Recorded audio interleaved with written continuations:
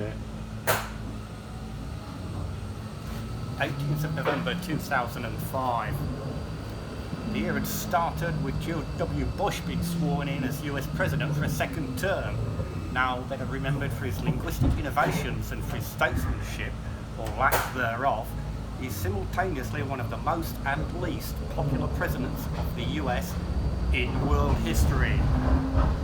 Received a record-breaking rating in the wake of the 2001 aircraft attacks, but one of the lowest ratings ever following the financial crisis that marked his second term.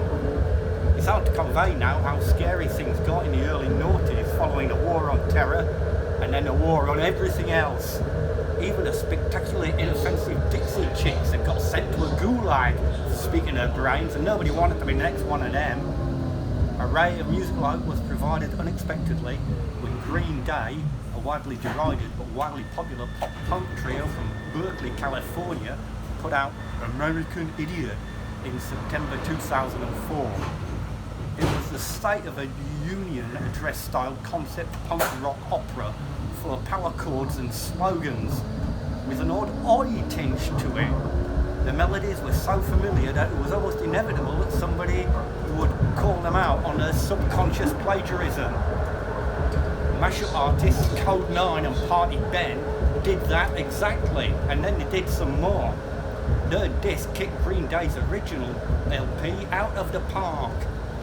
Using American Idiot as a starting point, they crafted on samples of the theme from Mission Impossible, Buffalo Springfield's For What It's Worth, Fortunate Son,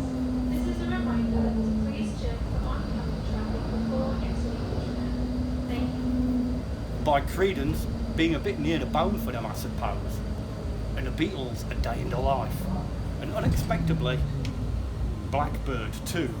This musical potpourri was complemented by imaginative speechifying from luminaries such as John F. Kennedy and Bill Hicks. Usefully, on the 22nd of March 2005, sorry, the 26th of March 2005, Doctor Who had finally returned to screens full of thinly veiled allegories of cruel Britannia, and it starred Christopher Eccleston as Nine.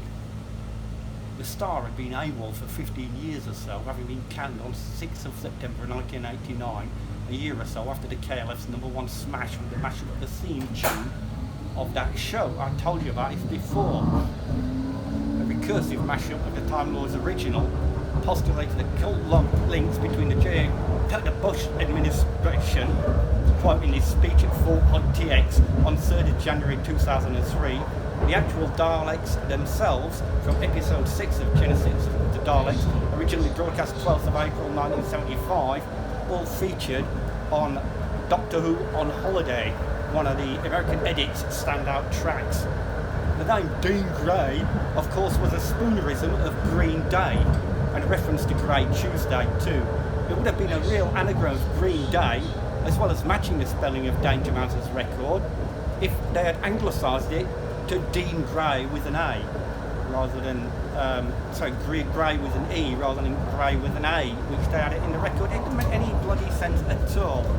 Anyway, as I write this, films and music have almost perfect mobility due to the internet. You pretty much can get anything you want, anytime you like right now, and it's for free. And it didn't used to be like this all the time. Next thing you know, it'll be all kinds of things. Then there'll be people. Nobody really knows where it's all going to end. But we do know that progress is necessary and that plagiarism implies it